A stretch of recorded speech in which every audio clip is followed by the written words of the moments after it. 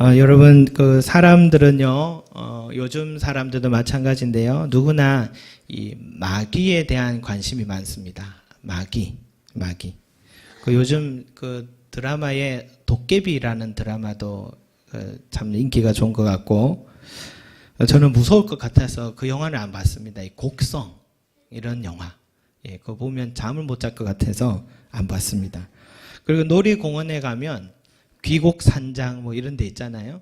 그런 데 가면 뭐 이렇게 처음부터 이렇게 돈 내고 들어가잖아요. 그러면 갑자기 뭐 뒤에서 앞에서 옆에서 귀신의 옷을 입고 뭐 확 나타나잖아요. 그럴 때마다 얼마나 놀랍니까? 그런데도 돈 내면서도 사람들은 그 공포를 즐기는 그런 사람들이 있습니다. 이게 본성인 것 같기도 해요. 그만큼으로 우리가 살아가면서도요, 이 보이지 않는 세계, 특히 이 마귀의 존재에 대해서 관심이 좀 많은 것 같습니다. 점쟁이 무당들에게 가면 그들은 이 신접한다고 하면서 일반 사람들에게 보이지는 않는데 그들은 이 영적인 이 존재를 이게 민감한 사람들로서요, 그런 세계들의 존재들이 있는 것처럼 말하고 접촉을 하죠. 근데 이렇게 과학이 발달한 시대인데도 불구하고 보여지지 않는 것에 대해서 이렇게도 관심이 많은 것이 참 신기하다 하는 생각을 갖습니다. 마귀에 대한 존재, 참 여전히 인기가 높은 그런 상품이 아닌가 생각됩니다. 그런데 재미있죠. 마귀에 대한 존재가 근데 우리나라만 있는 게 아니라 전 세계 다 여기에 대한 관심이 있습니다. 유럽에서는 뭡니까? 백작의 옷을 입고 또 뾰족한 이빨이 나와가지고 드라큘라가 저택의 관 속에 있다가 박쥐 함께 나타나거나, 또 우리나라에서는 어두운 밤 촛불이 꺼지면 음산한 소리와 함께 긴 머리를 풀에치고 하얀 옷을 입은 그런 여인들이 막 나타나거나, 또 어느 날 뭡니까? 또 고요하고 안개가 덮인 강 위에 배 한 채가 가까이 다가오는데 자세히 보면 시커먼 도포와 검은 삿갓을 쓴 저승사자가 배 위에 서서 이렇게 다가오기도 하고, 또 중국에서는 어떻습니까? 댕기머리를 한 강씨가 뛰어다니고, 또 아프리카에서는 맨발로 다니는 뭐 부시맨 같은 귀신들이 돌아다니는 것 같습니다. 그런 거 보면요, 마귀는요, 이 각 나라 문화 간섭을 아주 존중해 주는 것 같습니다. 각 나라의 문화 존중해주는 이 창조 문화 융합의 선구자라 할 수 있겠습니다. 자, 이런 거 보면요, 나름 마귀를 봤다는 사람들이 각 나라마다 정말 일관성이 있기 때문에 그 나라에서 정말 그런 귀신을 봤다 하니까 그 나라별로 마귀들이 그 사람 정서를 맞춰주는 아주 배려가 있는 것 같고, 아니면은 내가 보고 싶은 대로 보려고 하는 그런 인간의 인식력 때문에 그런 게 보이는 수도 있겠다는 생각도 듭니다. 그런 거 어쨌든 마귀가요, 우리의 일상에 매우 밀접하게 다가와 있다. 그래서 마귀를 내 생활에 쫓아내기 위해서 때로는 달래기도 하고 쫓아내기도 하는 무속인들을 찾아가는 것, 아마 우리의 삶에 워낙 가까이 다가와 있기 때문에 증명할 수는 없지만 그렇게 관심이 있는 게 아니십니다. 그러나 성경은 마귀에 대해서 어떻게 말할까? 여러분, 성경은 마귀에 대해서 인정할까요? 안 할까요? 예? 합니다. 그죠? 마귀에 대해서 성경도 인정합니다. 그래도 우리 예배 드릴 때도 뭡니까? 그 마귀의 그 졸개들이 있습니다. 졸개들은 항상 예배 시간에 우리가 뭡니까? 설교 시간에 졸개합니다. 마귀 항상 우리 예배 시간에도 졸개하는 마귀의 졸개들이 있는데, 어쨌든 여러분, 성경에서도 이 마귀의 존재를 인정합니다. 근데 우리가 생각하는 이 차원과는 좀 다른데요. 물론 이 조상의 모습으로, 사랑하는 사람의 모습으로 나타나 놀래키거나 마음을 달래는 방식도 있고, 왜냐하면 사탄도 자기를 광명의 천사로 가장하나니라는 말씀처럼 마귀가요, 내가 사랑했던 사람의 모습으로 변장해서 다가올 수도 있습니다. 그래서 나에게 두려움, 공포를 조장하기도 하고, 또 때로는 천사로 가장하기도 하고. 그러나 이렇게 여러분 가시적으로 보이는 것은 마귀가 하는 일들 중에는 부업 수준입니다. 마귀가 여러 가지 일을 하는데 부업으로 한 번씩 깜짝깜짝 나타났다가 뭐 목소리 들려줬다 꿈이 나타났다 하는 수준의 부업이 꽤 많이 하고 분주하게 돌아다닙니다. 그런데요, 진짜 본업은 따로 있습니다. 진짜 본업은 따로 있습니다. 그게 뭐냐면 예수님께서 말씀을 해주셨는데 마귀의 진짜 본업은 오늘 읽었던 우리 44절 말씀 한번 보겠습니다. 마귀가 진짜 하는 일이 뭔지 보겠습니다. 시작. 너희는 너희 아비에게서 마귀에서 났으니 너희 아버지의 욕심대로 너희도 행하고자 하느니라. 그는 처음부터 살인한 자요 진리가 그 속에 없으므로 진리에 서지 못하고 거짓을 말할 때마다 제 것으로 말하나니 이는 그가 거짓말쟁이요 거짓의 아비가 되었습니다. 아멘. 여러분, 마귀의 가장 본업은 뭐냐? 뭘까요? 거짓말입니다. 거짓말을 하는 것이 마귀의 본업입니다. 부업은 깜짝깜짝 나타나는 귀곡산장 같은 게 부업이고 본업은 거짓말입니다. 마귀는 거짓의 아비이기 때문에. 그래서 그 마귀는 말만 뗐다 하면 거짓말을 합니다.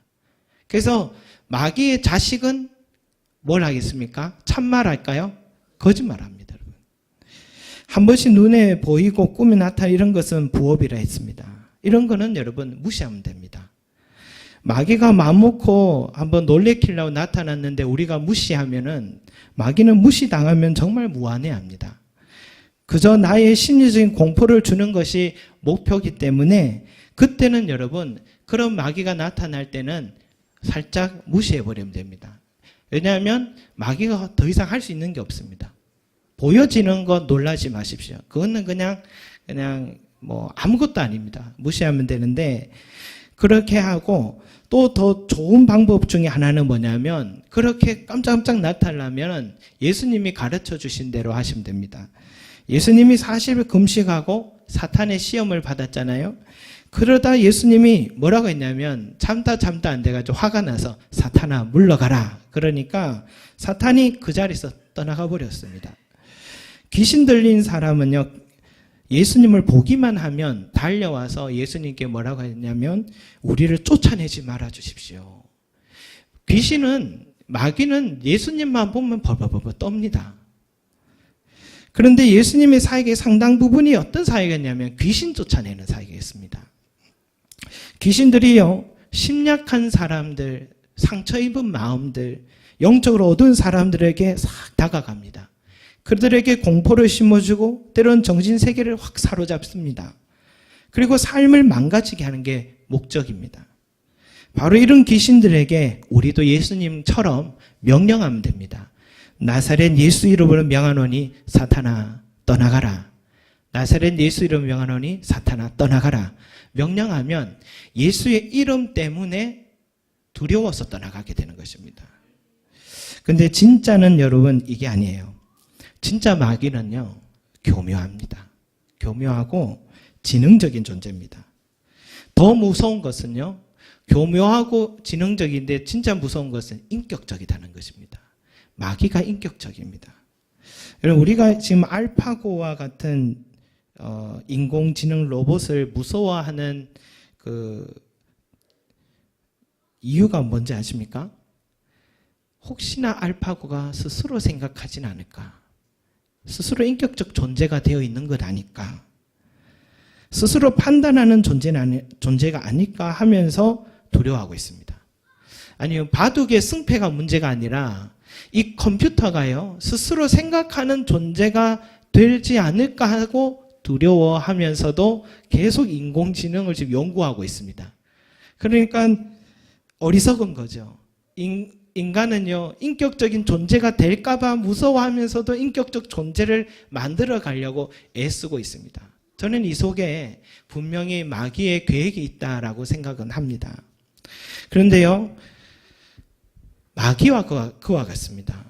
마귀는 우리가 상상하기 힘들 만큼 인격적인 존재입니다. 우리의 지능으로 이길 수 없는 교묘함을 갖고 있습니다. 때로는 광명한 천사로 변장하고 때로는 성경책을 말씀을 인용하기도 하고 최초의 여러분 유혹받은 사람이 누구냐면 아담과 하와입니다. 아담과 하와는 하나님의 말씀을 직접 들은 사람입니다. 그리고 모든 동물과 세상의 만물에 이름을 지어줄 만큼 똑똑한 사람입니다. 그런데도 마귀의 유혹에 넘어가 버렸습니다. 그만큼 마귀는 교묘한 존재다. 마귀의 목표가 뭐냐면 아담과 하와에게도 그렇게 했듯이 하나님과 우리 사이의 관계가 너무 친밀하니까 이걸 딱 깨뜨려서 우리가 하나님과 관계가 되어 있어야지 항상 생명을 공급받는데 이 관계를 깨뜨려 버려서 하나님의 생명을 못 얻고 스스로 망해 갈 수 있도록 하는 것이 마귀의 항상 목표였습니다. 그래서 마귀의 유혹에 넘어간 증상이요, 꼭 정신 이상자처럼 괴상한 행동을 해야 되는 건 아니라는 것입니다. 아주 평범한데, 평범해 보이는데 얼마든지 마귀의 꾀임에 넘어갈 수 있다는 것입니다. 그러니까 우리에게도 깨어 기도하라, 우는 사자떼와 같이 마귀가 삼켜라 한다라는 말은, 그것은 정신이 안 좋은 그 사람들한테 얘기한 게 아니라 평범한 저와 여러분에게 경고한 얘기입니다. 우리 또한 마귀의 꾀임에 넘어갈 수 있다는 것입니다, 여러분. 예를 들어 예수님의 제자 중에 베드로가 있잖아요. 그 제자들 앞에 내가 이제 조금 있으면 붙잡혀 가서 핍박을 받고 십자가에 내가 못 박혀 죽고 그리고 3일 만에 내가 다시 살아나리라 라고 이 중요한 비밀을 제자들이 얘기하니까 순간 베드로가요 뭐라고 했냐면, 예수님 제발 그 길을 걸어가지 마십시오. 왜 그 위험하고 어려운 길을 가시려 하십니까? 그 길로 가지 마십시오 라고 베드로를 얘기할 때 예수님 베드로에게 뭐라고 하셨냐면, 사탄아 내 뒤로 물러가라. 내가 하나님의 일을 생각하지 않았고 도리어 사람의 일을 생각하는도다 라고 꾸짖었습니다. 여러분, 때로는요 마귀는요 정말 나를 생각해 주는 것처럼 말합니다. 나의 신변을 걱정해 주는 것처럼 말할 때가 있습니다. 그런데 그게 진짜가 아닐 때가 있다는 것입니다. 이걸 항상 주의해야 됩니다. 진짜 내게 잘해준다고 그게 나를 위한 게 아니라는 겁니다. 때로는 나에게 잘해주는 이유가 나를 넘어뜨리려고 하는 마귀의 계획도 있을 수 있다는 것을 기억해야 됩니다. 예수님이 바로 그것을 지적을 하신다라는 것입니다, 여러분. 평소에는 하나님의 귀한 일꾼이요 제자였지만 순간순간마다 게임에 넘어진 이 마귀의 도구로 쓰임받을 수 있었던 베드로와 같이 우리 또한 항상 깨어있는 저와 여러분이 되시기 바랍니다. 깨어 있어야 됩니다. 안 그러면 우리도 순간 베드로처럼 마귀의 게임, 교묘한 게임에 넘어가가지고 내가 마귀의 도구로 쓰임받을 수도 있다는 것입니다. 그렇지 않으면 우리 다 넘어간다는 것이죠. 그렇다면 여러분, 내가 베드로처럼 마귀의 게임에 넘어질 만한 이 증상을 먼저 어떻게 진단하고 막을 수 있느냐, 저는 그것을 오늘 먼저 말씀드리고 싶습니다. 첫째는 뭐냐면 내 안에요 이 하나님의 말씀이 없을 때입니다. 내 안에 하나님의 말씀이 없을 때입니다. 하나님의 말씀이 없으면요 내 삶의 자리는 진리 속에 있지 못합니다. 말하자면 똑바른 길에 벗어나서 광야의 길에 뚝 떨어져서 짐승들에게 위협을 당할 수 있고 노출된다는 것입니다. 둘째는 뭐냐면 혹시나 내 입술에서요 거짓말을 많이 하는가, 이걸 항상 봐야 됩니다. 입을 열었다 하면 거짓말하는 경우가 있습니다. 굳이 하지 않아도 되는 거짓말을 수시로 하는 경우가 있습니다. 요즘 뉴스에서도 많이 나오잖아요. 청와대에도 그런 분이 계시고 또 지금 또 구금되어 있는데도 조사받고 있는 사람들도 계속해서 거짓말합니다. 검찰에서요 공모를 했다는 증거가 지금 넘친다고 그러는데도 공모한 적이 없다 그러고, 우리 일상에서도 여러분 이 위에 어른들도 이렇게 하는데 우리 백성들의 일상 속은 얼마나 많은 거짓말을 지금 하고 있는지 모릅니다. 제가 법원에서 일하는 분의 이야기를 들어보니까 참 그 직업이 안 좋겠다는 생각이 들더라고요. 법원에서 일할 일이 못 되겠다는 생각이 들더라고요. 왜냐하면은 법원만큼 거짓말 많이 하는 곳이 없습니다. 그 속에서 거짓말을 그렇게 많이 하는 것 같아요. 때로는요 언제 실망을 하냐면 상대가 뭐 거짓말하는 거는 당연한 거지만 내가 변론해 주려는 사람이 거짓말을 해버릴 때 변론하다가 앞이 깜깜해질 때가 있답니다. 그만큼 순간순간 자신의 문제를 해결하려고 거짓말을 할 때, 그래서 이제는 어느 누구도 못 믿겠습니다. 그 말을 하는 걸 보니까 그럴 수 있겠다. 저는 늘 교회에만 있으니까 늘 우리 여러분들처럼 이렇게 좋은 분들만 만나니까 잘 모르지만 이 법원에서나 이렇게 세상 밖에서 일을 하면 얼마나 많은 거짓말하는 사람들을 보게 되는지 회의가 찾아올 것 같습니다. 여러분 어디 겉뿐입니까? 우리 생활서에도 거짓말을 이 밥 먹듯이 합니다. 이 교회에 등록을 어떤 분이 했는데요. 글자를 잘 못 쓰셨던 것 같아요. 그런데 오늘 독일에서 바이어를 만났다고, 독일에서 온 바이어를 만났다고, 또 갑자기 몇 주 교회 안 오시길래 연락해 보면 유럽에 사업차 다녀왔다고, 그리고 또 자신이 그 여의도의 가장 큰 교회 재정을 맡은 그런 사람이라고, 그 조영기 목사님께 인정받았다 하고 뭐 그런 얘기를 하시더라고요. 그리고 지금 우리나라에서 최고 대학 스카이 대학 나왔다고 하고, 누가 물어본 것도 아닌데 스스로 자꾸 거짓말을 하는 것입니다. 제가 왜 그런 거짓말 하는 걸까 싶었어요. 제가 인터넷을 찾아봤습니다. 보니까 그런 증세가 있더라고요. 처음에는 그대로 믿었습니다. 늘 믿고 정말 그럴 수 있겠지. 제가 확인한 게 아니니까 믿었는데 인터넷에 그런 단어가 있더라고요. 허언증이라는 게 있더라고요. 허언증이 가진 사람이 있구나. 늘 입만 뗐다 하면 거짓말하는 사람이 있구나 하는 것을 알게 되고, 이제는요 몇 번 대화해 보면 그 증세에 계시는구나, 그 증세에 지금 계시구나, 치료가 필요하시구나, 그런 생각했습니다. 그런데 여러분 이 증세는 드러나지만 교묘하게 거짓말하는 사람이 있습니다. 그 사람은요 남의 피를 흘리기를 좋아합니다. 자신의 목적을 위해서라면 그 사람의 삶이 파괴돼도 눈을 깜짝하지 않습니다. 처음 몇 년 동안은 자신의 그 간쓸개까지 다 빼줄 것처럼 그렇게 다가옵니다. 세상에 그렇게 좋을 사람이 없고 법 없이도 살 사람 같습니다. 그런데 알고 보니까 거짓말이었습니다. 너무너무 놀라고 충격을 받아서 어떻게 그럴 수가 있을까? 이런 교만한 사람에게 당해도요 한동안 믿기지가 않습니다. 그럴 리가? 우리가 살아가는 세상이 이렇게 여러분 거짓말이 난무한 세상입니다.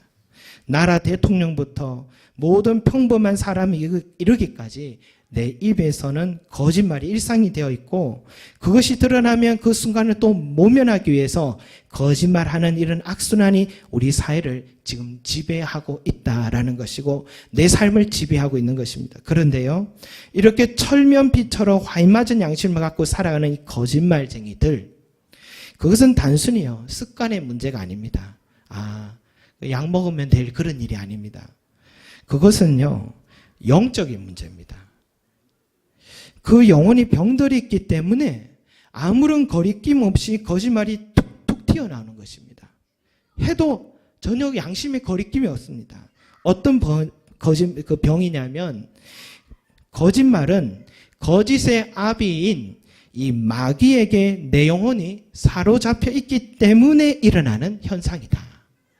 한두 번 우리가 실수로 그럴 수도 있겠지만 그게 아니라면 계속해서 내 삶의 거짓말이 계속해서 이루어진다면 그것은 마귀에게 내가 사로잡혀 있기 때문이라는 것입니다.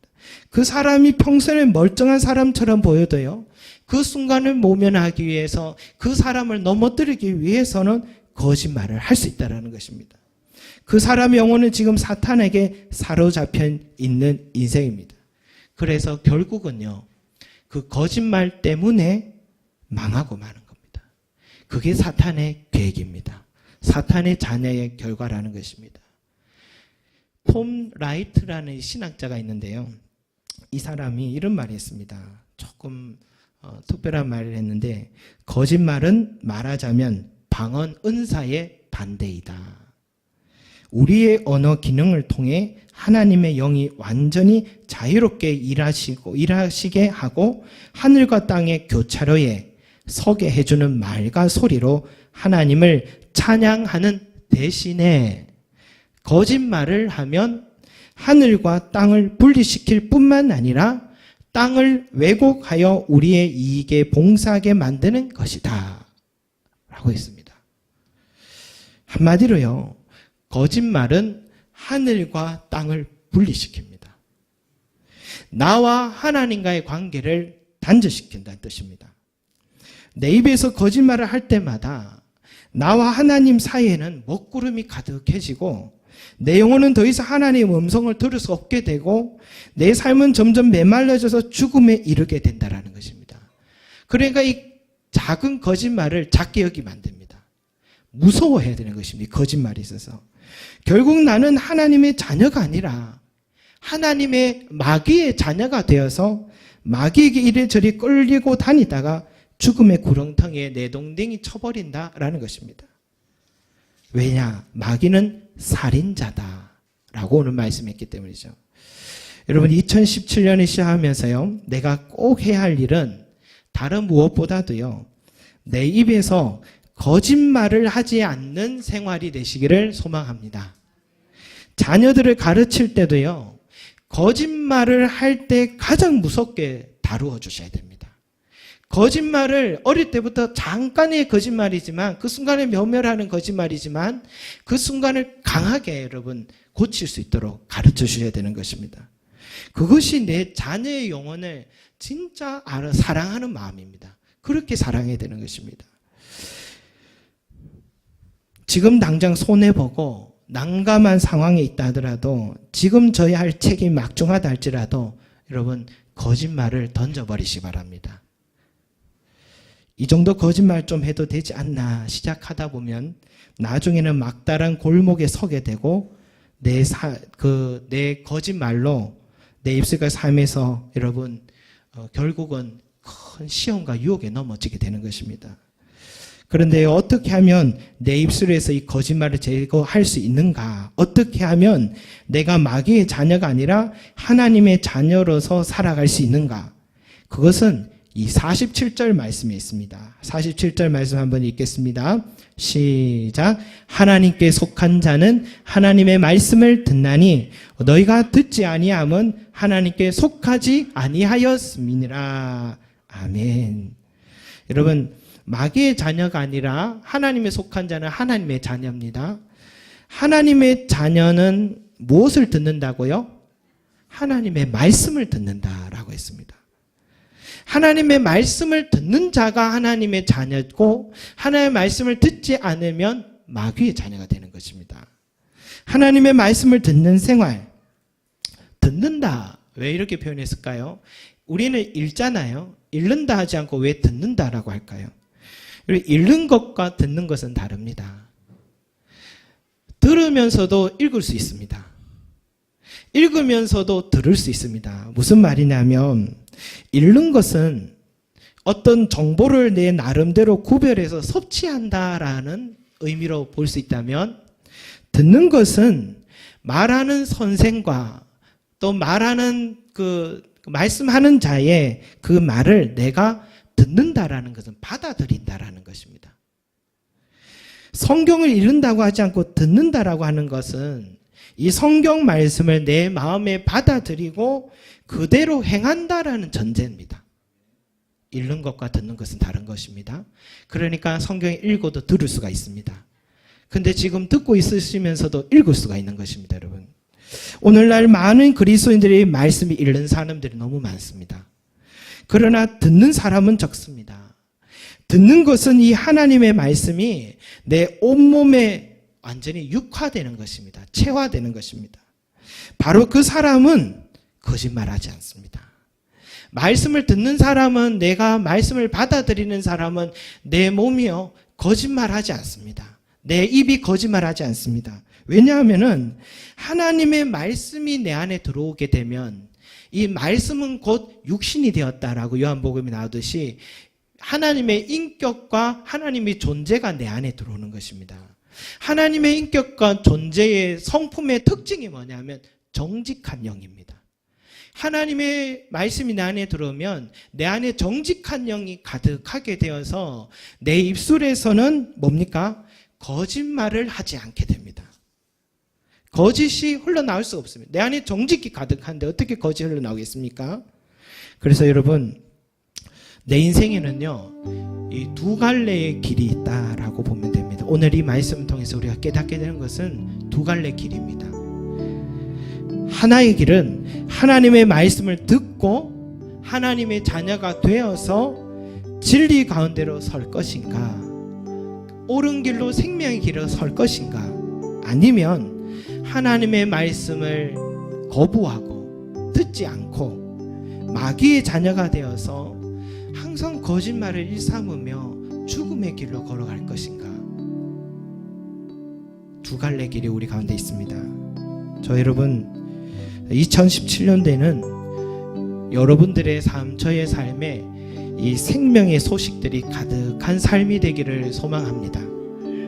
목사님 하면서 하나님이 살아계시고 그 자녀를 도우신다는 것을 제가 몸소 체험합니다 하는 이런 소식이 저는 듣고 싶습니다.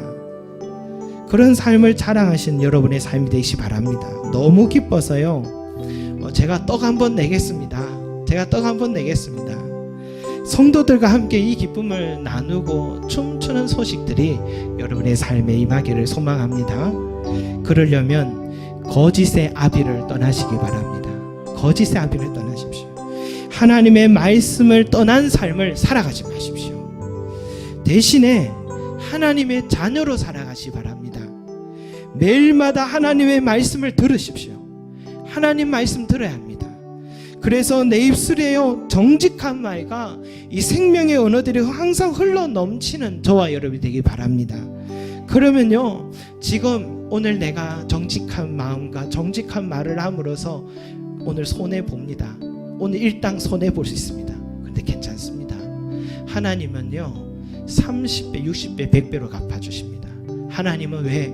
정직한 자를 기뻐하시기 때문에. 왜냐하면 정직한 자가 가장 나를 닮았기 때문에, 정직한 자가 나의 자녀이기 때문에 살아가는 자녀의 삶을 하나님이 외면하실 리가 없는 것입니다. 손해보십시오. 그러나 정직하시기 바랍니다. 하나님이 갚아주시고 하나님이 채워줄 수 있도록 하나님의 자녀로서 여러분 이 한 해를 살아가시는 저와 여러분이 되시기를 소망합니다.